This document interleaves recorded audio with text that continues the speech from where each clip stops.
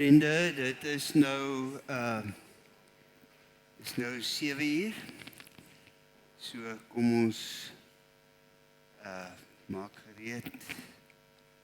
Kom ons word stil.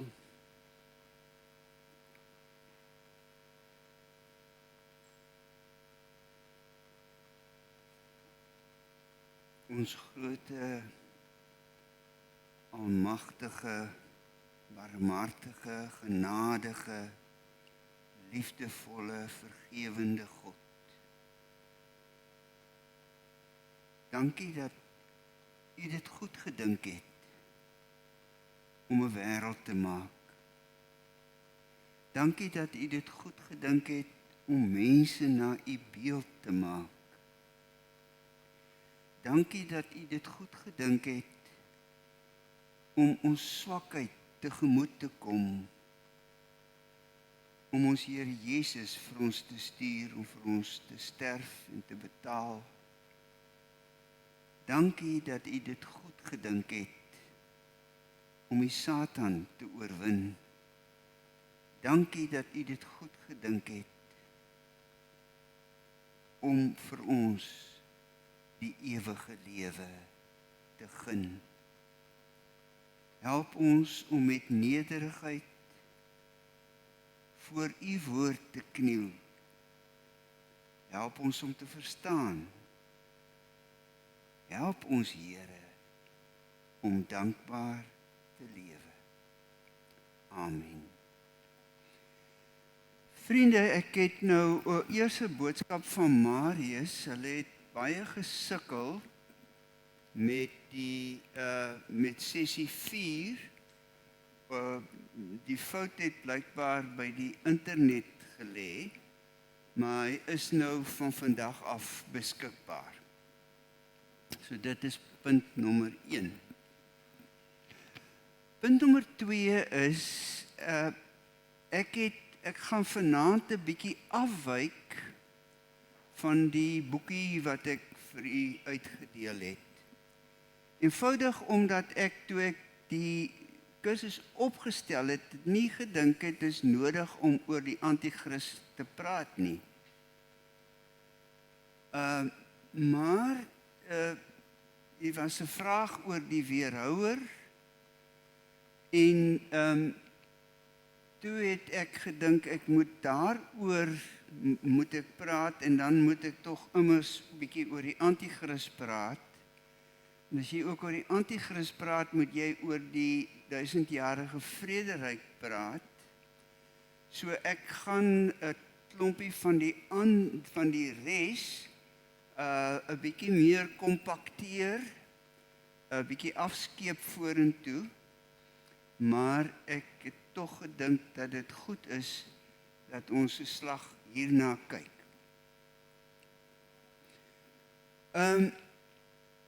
As jy vir iemand vra oor die anti-kris, waar dink jy gaan hy sê of sy sê, lees 'n mens van die anti-kris in die Bybel?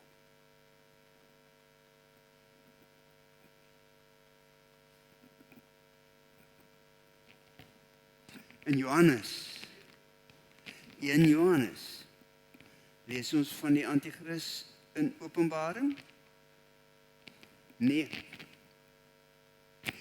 En dit is ons eerste sleutel wat ons moet katvoet maak vir die klomp kennis wat mense oor die anti-kris het. Die meeste mense sê sommer Openbaring, want hulle lees nie regtig Openbaring nie, hulle dink maar dit staan daar. So eintlik is die hele anti-kris storie in ons wêreld 'n samevoeging van 3 verskillende boeke wat so klink dit vir mense oor dieselfde wese praat,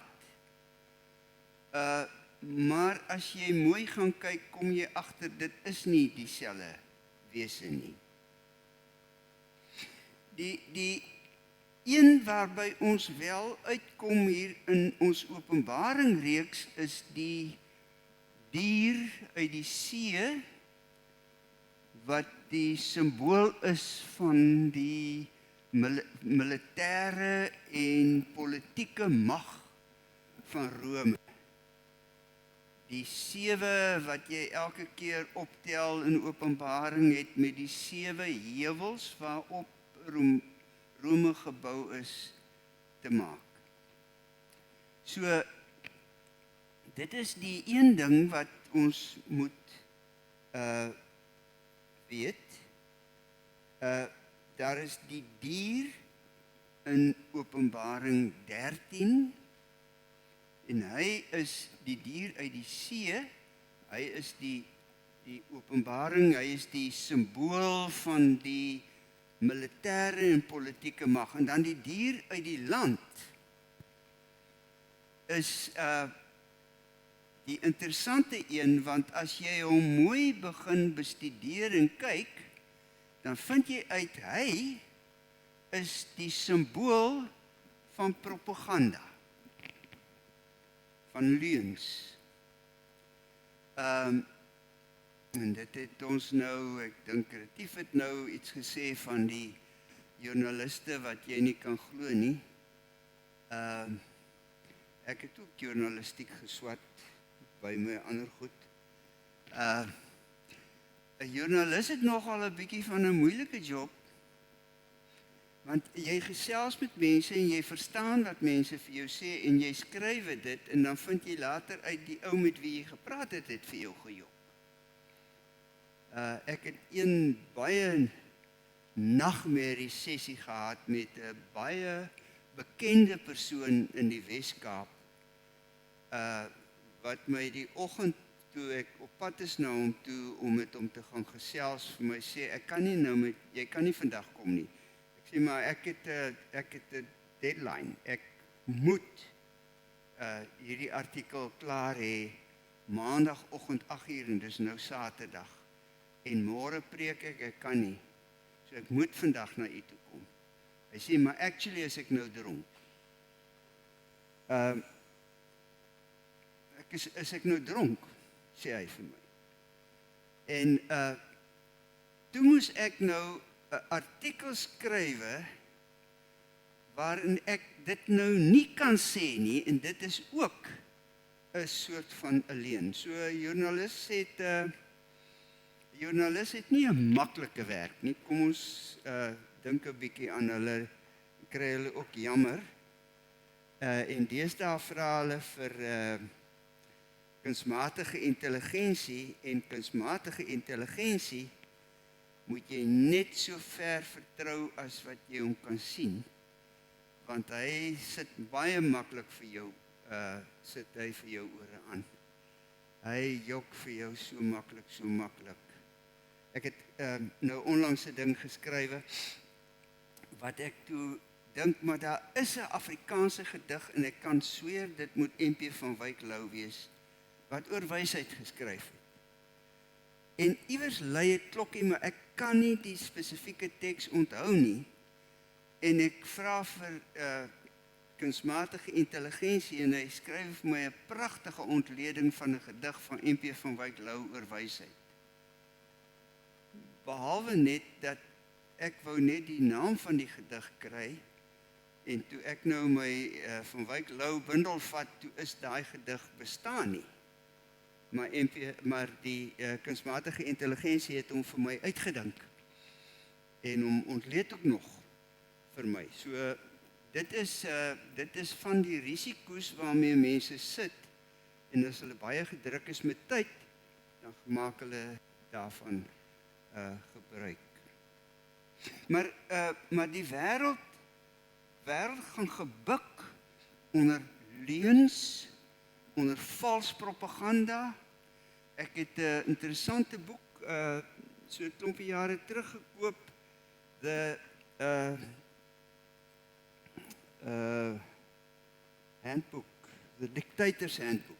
Dictator's Handbook is 2 politieke wetenskaplikes wat die boek geskryf het, waarin hulle sê, geen politicus kan aan bewind bly sonder om te lieg nie. So eenvoudig is dit.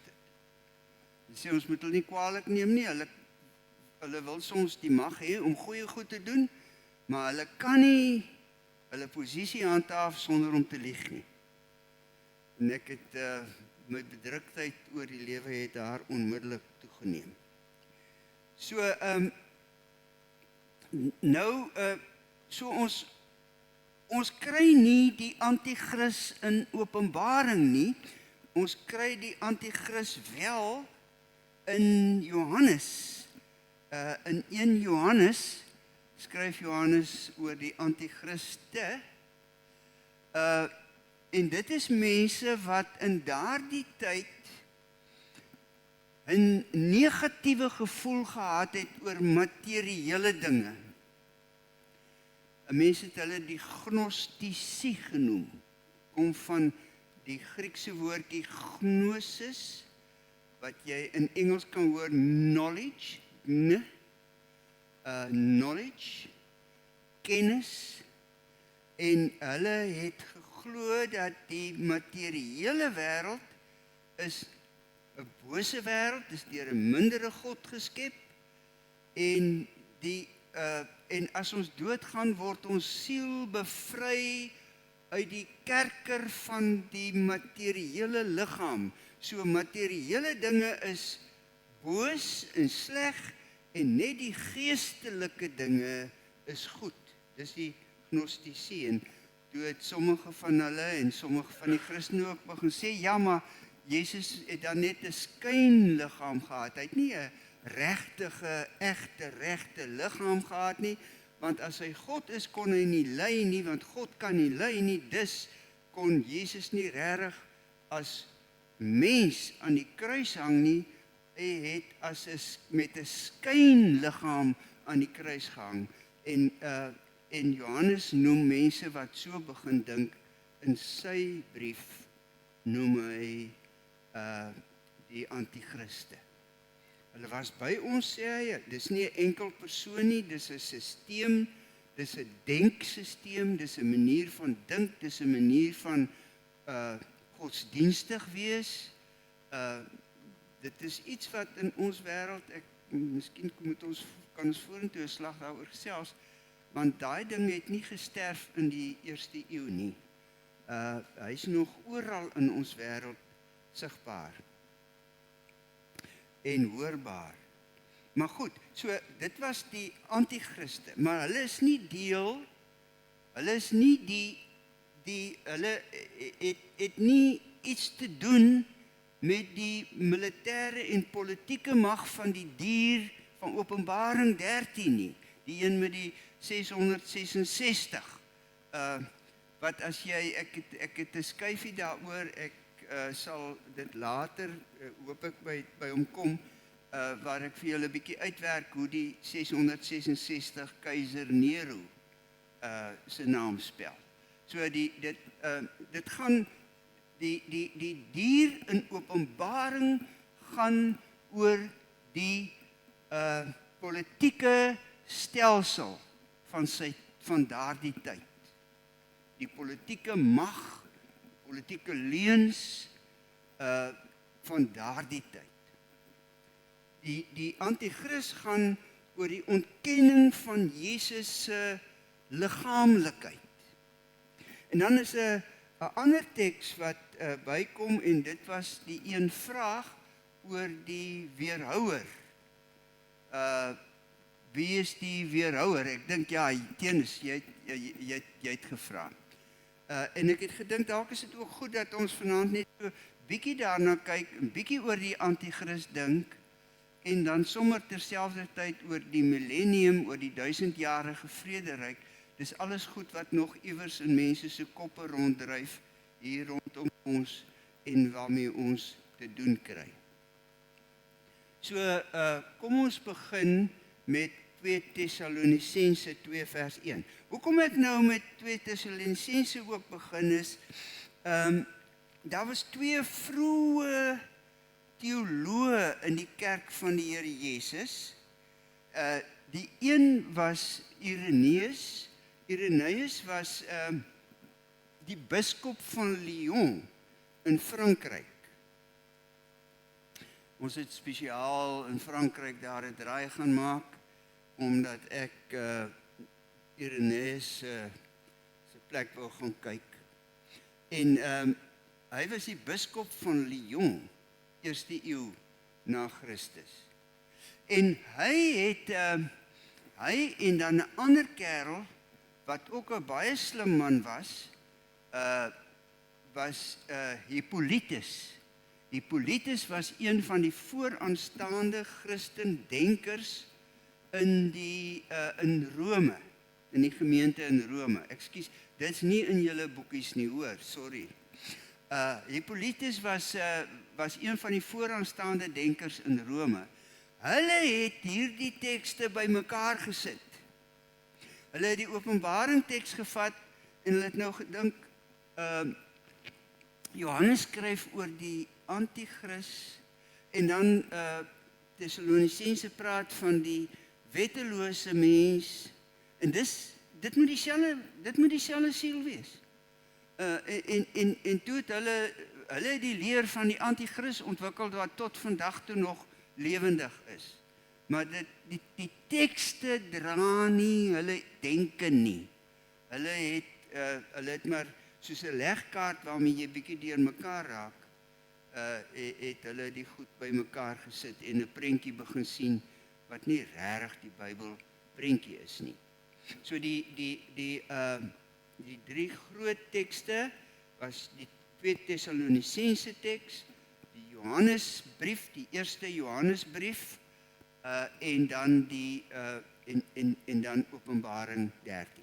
Maar kom ons lees vinnig hierso uit 2 Thessalonisense 'n paar verse. Wat die koms van ons Here Jesus Christus en ons ontmoeting met hom betref, vra ons julle broers en susters. As die Bybel skryf broers, dit het destyds gewoon beteken broers en susters. Ek het 'n ou kollega gehad in my heel eerste gemeente, was ek sy medeleraar. Hy het altyd gepraat van broersuster. Broersusters. So ek dink daai broers beteken so iets soos broersusters. Goed, hy sê om nie skielik kop te verloor en verontrus te word deur 'n geestesuitspraak of 'n woord of 'n brief wat skynbaar van ons af sou kom, valsheid, geskiedenis deur die wêreld, deur die kerk, deur die politiek. Wat het die Here Jesus gesê is die Satan van die begin af? Hy het nie net gesê hy is 'n mensemoordenaar nie, maar hy het ook gesê hy is die vader van die leuen. En as daar 'n rede is om te glo aan die werklike, egte, regte bestaan van 'n egte, regte duiwel, is dit die verspreiding van leuns oor ons wêreld. Maar goed, wat skynbaar van ons af sou kom en waar volgens die dag van die Here reeds aangebreek het. Nou die dag van die Here beteken nie die wederkoms van die Here Jesus nie. In die Ou Testament is die dag van die Here telke male die dag wanneer God gaan kom om Israel te oordeel weens hulle ongehoorsaamheid. Die dag van die Here het telke male met Jerusalem te doen. Mense dink Jerusalem moet bly staan, want dis die stad van die Here. Maar die Here self het by meer as een geleentheid vir Jerusalem sy einde voorspel, omdat hy homself aan God nie steur nie. En dis die dag van die Here vir Israel gewees. En nou sê hy, laat niemand julle op enige manier op 'n dwaalspoor bring nie, want hierdie dinge kan nie gebeur voordat die afvalligheid eers plaasgevind het en die mens van wetteloosheid geopenbaar is nie. Hy is die seun van die verderf, die een wat teenstand bied en hom verhef oor alles wat God of voorwerp van aanbidding genoem word, sodat hy selfs in die tempel gaan sit en hom as God voordoen. Van wie praat hy? Nou, Irenaeus en Hippolytus het destyds gedink, dit pas op die dier van Openbaring 13 en dit pas op die antichrist van 1 Johannes en dus, met ander woorde, die antichrist waarvan hier gepraat word. Die mees waarskynlike uitleg van die teks is Gaius Caligula. Gaius Caligula was, amper sê ek president, was keiser in Rome, en hy het beplan en opdrag gegee dat daar 'n beeld van hom gemaak moet word wat aanbid moet word en wat in die tempel in Jerusalem staan gemaak moet word. 'n Groot beeld van homself. En dit is waarskynlik wat Paulus hier in gedagte het. Hy is ongeveer, hy so 24 jaar voor die inval. Ja, hy is so in die 40er jare van daardie tyd is hy vermoor. Caligula.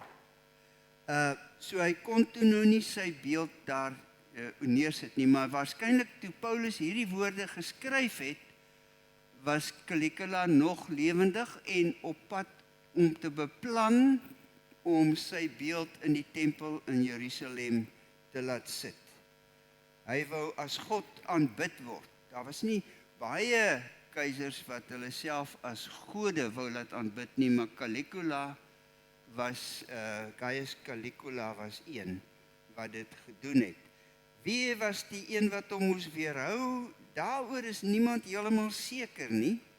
Sommige dink dit is Paulus self wat eers sy evangelie weier moet verkondig voordat hierdie ramp kan gebeur.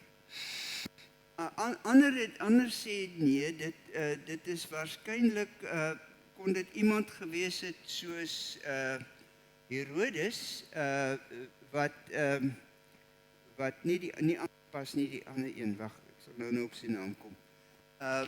Wat 'n vriend van Caligula was en wat hom gewaarsku het teen die risiko wat hy neem as hy so iets gaan doen. Dalk was dit die skares wat in opstand gekom het toe hulle hierdie plan verneem in Jerusalem. Ons weet nie presies wie dit was wat hom teëgehou het nie, maar dit is nie die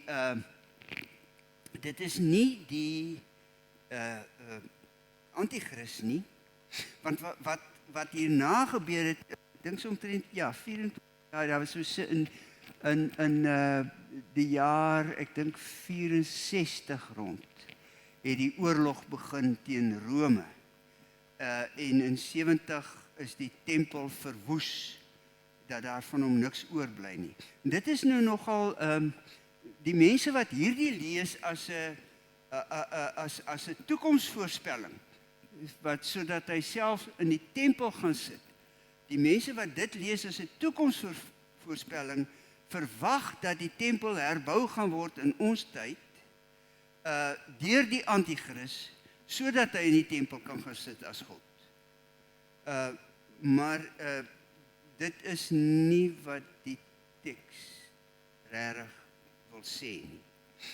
Die teks waarsku, soos wat Jesus iemand het my gevra oor Matteus 24. Nie?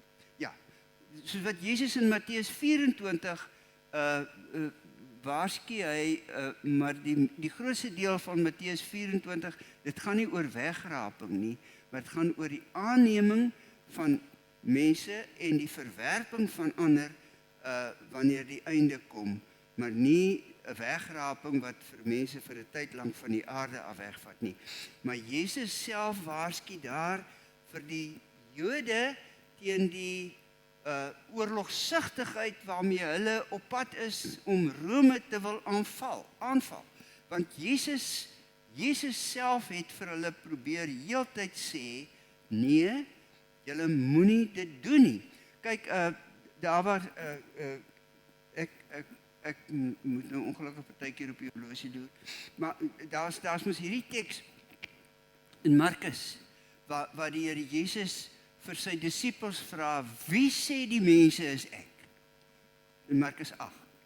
En dan sê hulle, sommige sê hy is Elia, ander sê hy is 'n profeet, ander sê dit.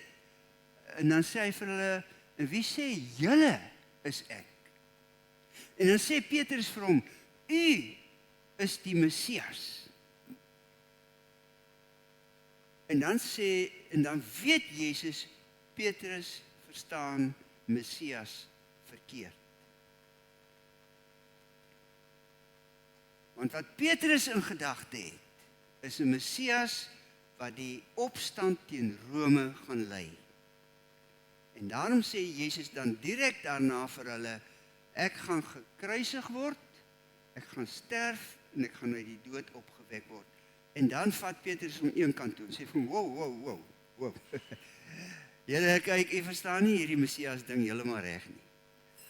Kom ek help jy gou bietjie. Dat ek nou mooi verduidelik, jy gaan nog vir my dankie sê. 'n Messias is nie daar om doodgemaak te word nie. 'n Messias is daar om dood te maak. Nie? Die Messias moet, Maria se preek ook van Sondag, die Messias moet 'n leeu wees. Hy moet die vyand opvreet en verskeur. Dis wat 'n Messias moet doen. Here, luister mooi. Ons gaan nou saam in Jerusalem in, ons is op pad Jerusalem toe, en as ons nou daar kom, dan sê jy vir die mense, loop haal julle swaarde. En dan gaan jy net sien hoe loop al hulle swaarde en spiese. En dan sê jy vir hulle, kom, gaan skop ons die Romeinse regering uit Rome uit en ons vat oor. En dan moet jy sien hoe kom hulle. Dit is wat die Messias moet doen. En dan sê Jesus vir Petrus, jy verstaan nie.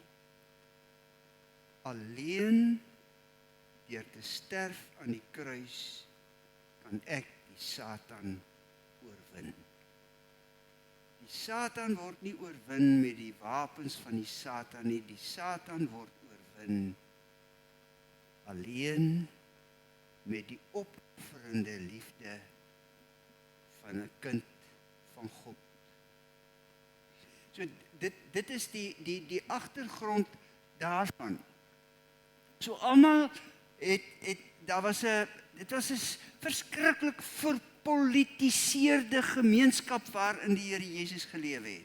Die hele tyd was dit alles het gedraai om die politiek van weg met Rome, dood vir die Romeine. Jou vyande moet uitgeroei word. Dis nog steeds so. Iran moet weg. Irak moes weg. En al jok ons en sê daar is wapens van massavernietiging en so na die tyd sê, oeps nee, daar was toe nou nie eintlik nie. Maar minstens het ons daarom hierdie ou doodgemaak gekry. En dit is die Satan se manier van dinge doen. Ons is nie veilig as ons die ander ouens nie doodmaak nie. God sê, julle is in die koninkryk van God, as julle toelaat dat julle doodgemaak word.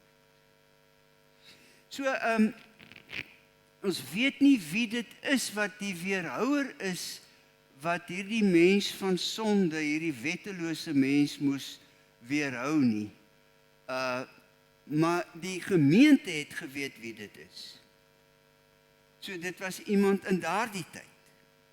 So ons nou weet julle wat dit is wat hom terughou om op sy eie tyd geopenbaar te word. Nou weet julle wat hom terughou.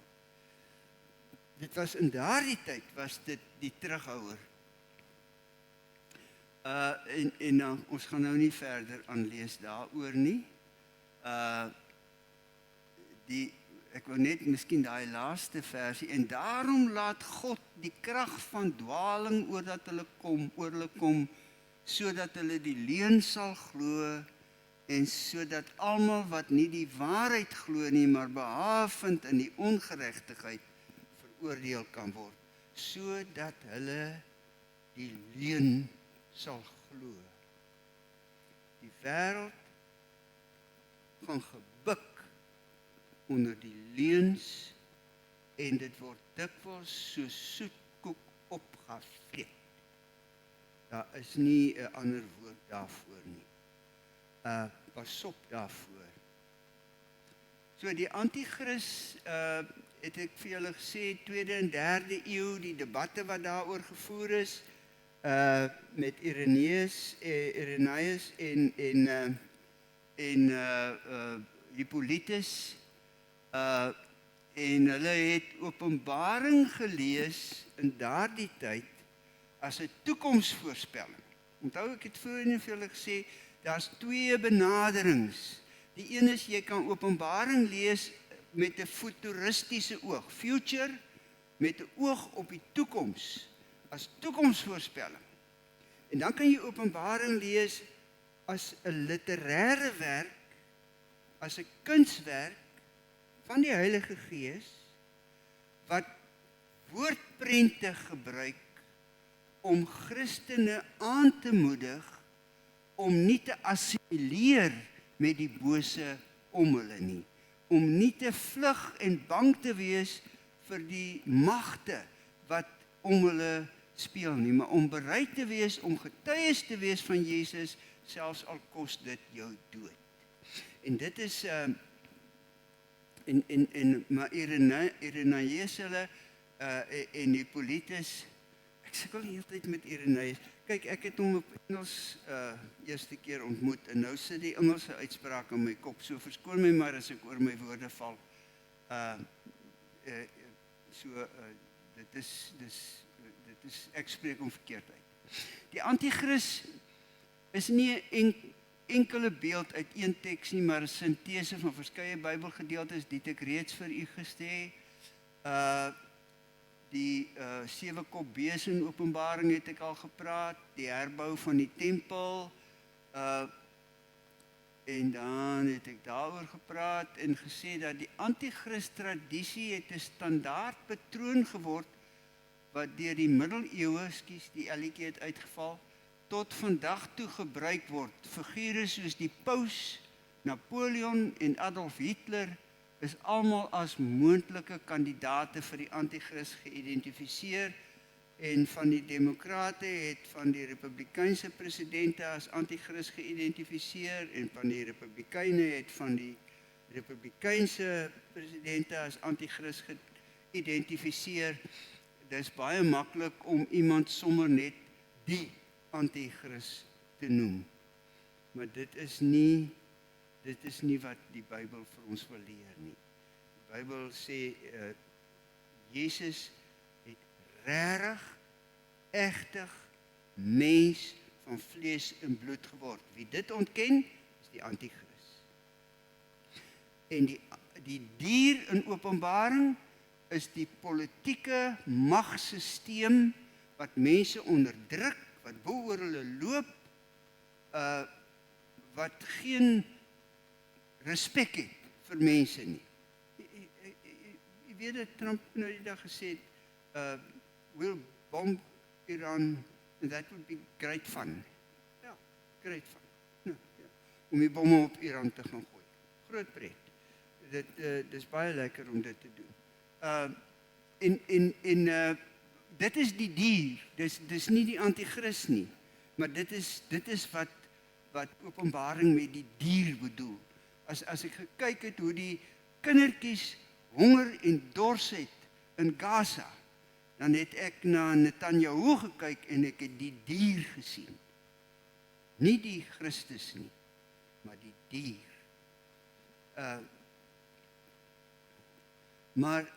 En dan die 1000-jarige vrederyk. Ek wil vinnig daaroor praat, want daar's 'n klein stukkie in Openbaring 20 wat praat van die 1000 jaar vrede. En dit het geword tot 'n geweldige stryd in die kerk. Net 'n paar teksies. En die hele punt van die 1000-jarige vrederyk is nie kyk, Irenaeus, ek dink dit was tog Irenaeus. Irenaeus het gesê, hy het geglo. Dit is nou 'n slim uitgewerkte een. Die 1000 jaar, een dag is vir die Here, of 1000 jaar is vir die Here soos een dag. Right? So die skepping het 6 dae geneem en op die 7de dag is gerus. En dit is die patroon van die volgende 7000 jaar.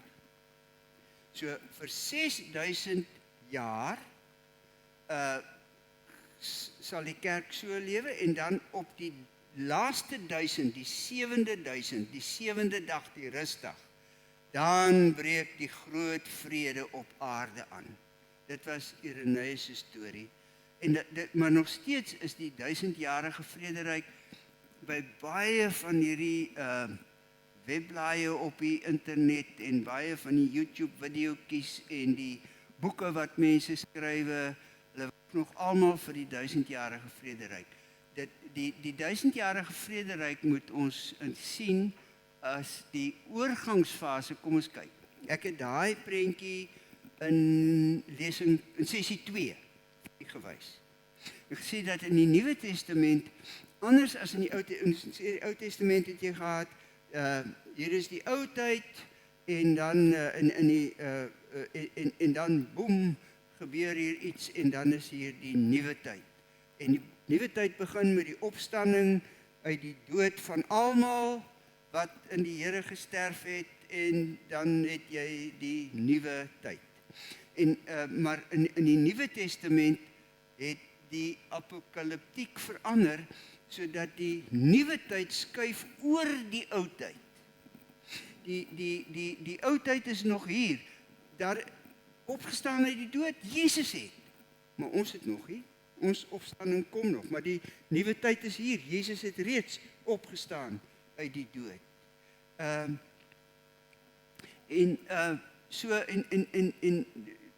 die waarskynlikste uitleg vir die 1000 jaar van vrede in Openbaring is juist dit. Openbaring wil sê, die Satan is oorwin, die Satan is nog woelig op die aarde. Dit is Openbaring 12, ons gaan daarna kyk. Openbaring 12 sê, hoe die Satan is uit die hemel uitgegooi, en hy is op die aarde, en hy is nou verwoed besig om nonsies aan te vang op die aarde, want hy weet dat sy tyd min is. Die Satan tree nie verwoed op hierdie aarde, omdat hy magtig is nie. Hy tree verwoed op hierdie aarde op, omdat hy bang is. Sy tyd is besig om uit te loop.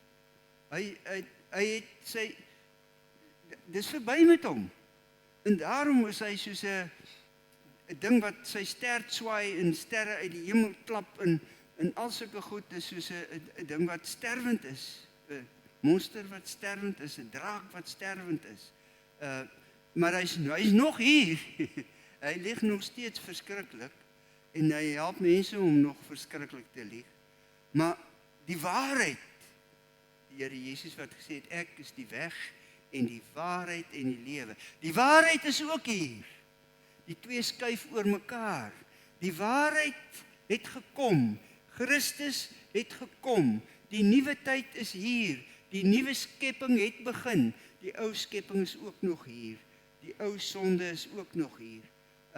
Ek en Marius het nou met die katekismus gesprekke, is ons nou op die punt waar ons praat oor die opstanding van die nuwe mens en die afsterwe van die ou mens. En dis nie, hier sterf my ou mens af. Boem, ek het Jesus aangeneem. Ou mens verby. Nuwe mens perfek hierso nie. Nee, dit is iets wat daagliks gebeur. Ek moet daagliks vir my ou mens sê, nee, jy mag nie. Dis nie reg nie.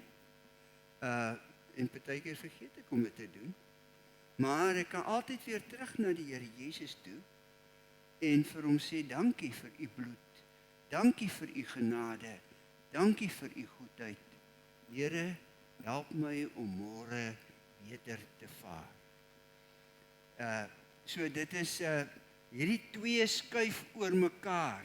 Die ou tyd en die nuwe tyd skuif oor mekaar. En dit is wat die 1000-jarige vrederyk in Openbaring beteken. Die 1000 jaar is die hele tyd tussen Jesus se koms en sterwe en sy wederkoms.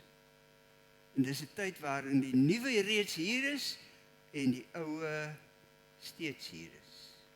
Daar is 'n nog nie, maar daar is ook 'n alreeds nuwe tyd.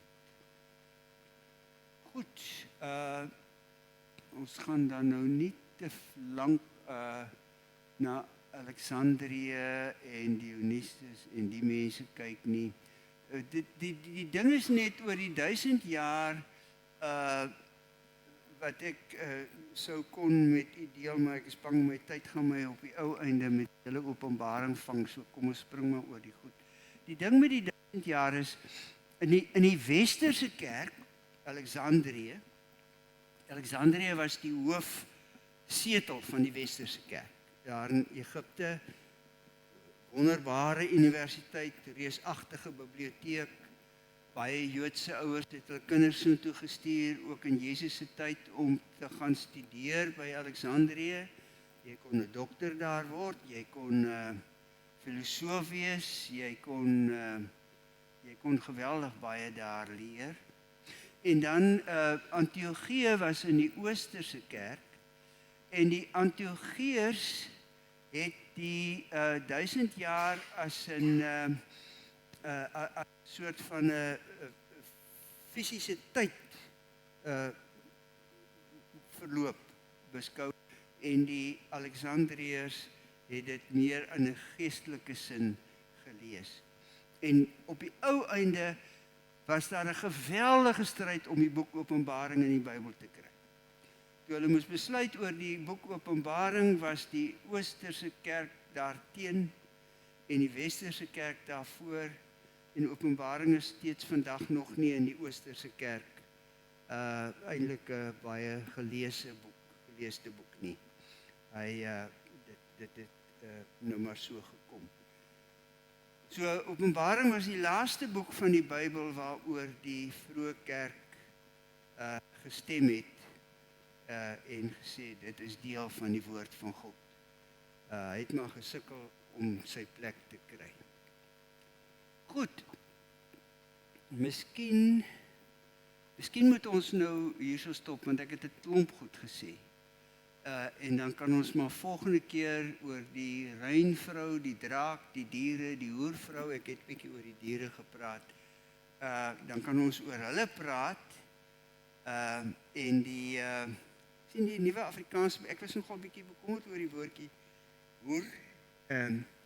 In die ouer vertalings is hy gebruik. Toe wonder ek, wat maak die nuwe vertaling? Ek sien in die Ou Testament gebruik hy hom steeds vir prostituie.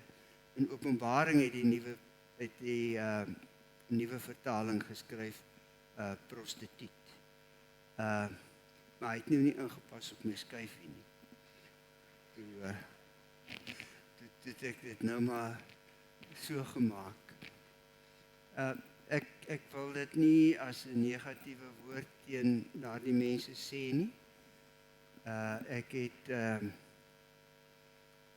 in Desember vakansie, wat ek 'n lang vakansie gehad het as student, het ek 'n taxi bestuurder in die Kaap geword. Dit was nog met die ou radio taksies.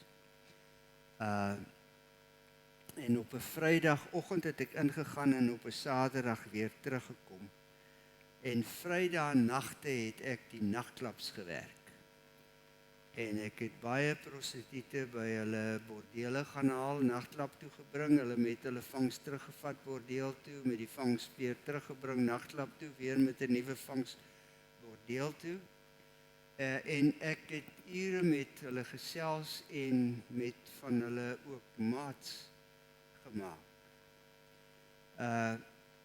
En ek dink Dis een van die wreedste werke wat iemand kan hê. Dis 'n verskrikking. Ons moet hulle nie veroordeel nie. Baie van die mense is daarin nie omdat dit hulle keuse het nie. Hulle het nie 'n keuse dalk nie. Party is dalk, ek weet nie. Ek gaan nou afsluit. Ek wil net vinnig sê, nou is ek teologiese student, dan voel ek jene. Ek moet daar op 'n stadium met hulle begin praat oor die Here. Maar hoe pak 'n ou nou die gesprek aan? Toe werk ek nou mooi uit voor die tyd. Jy vra vir haar, het ek gesê, ek gaan vra vir haar, is jy gelukkig? En dan gaan sy sê nee. En dan gaan ek sê, wel, ek weet hoe jy kan gelukkig wees, en dan vertel ek haar van Jesus. Right, en toe die eerste een vir wie ek toe vra, is jy gelukkig? Toe sê sy ja. En daar val my hele skipie om. Maar so dit is ek bedoel daardie woord nie negatief teenoor mense nie. Ja, ek dink ons kan hier halterop vir vanaand. Ek wil hoor of daar vrae is of ek hoop ek was helder genoeg, maar as ek nie was nie, sê my, ek help graag.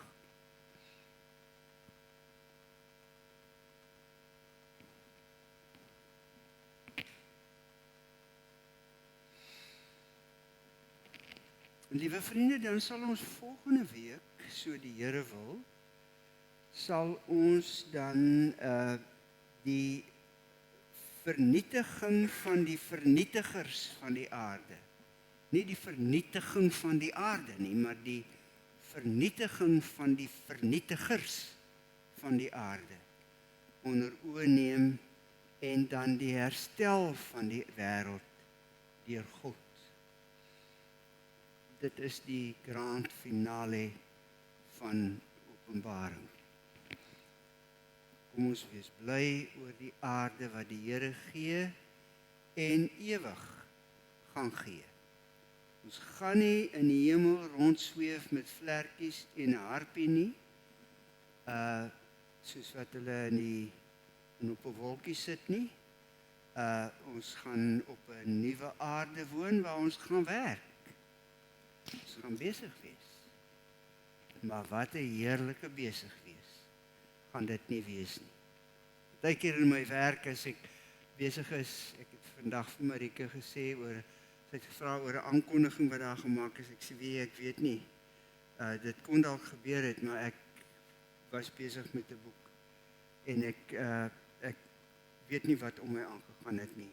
Dit is die heerlikste vreugde. Ek hoop dat daar 'n groot biblioteek eendag op die nuwe aarde sal wees. Dit sal vir my 'n groot vreugde wees. Kom ons sluit met 'n gebed. Here Jesus, dankie dat ons nie in vrees hoef te lewe en te wonder wat gaan die anti-kris met ons aanvang nie. Omdat U gesterf het aan die kruis en die Satan oorwin het. Dankie dat ons die lewe het. Selfs al moet ons deur die dood verder lewe. Dankie Here vir die wonderlike troos van U evangelie en help vir ons dat ons met vrymoedigheid onsself aan ander kan gee, soos wat Jesus homself vir ons kon gee. Amen.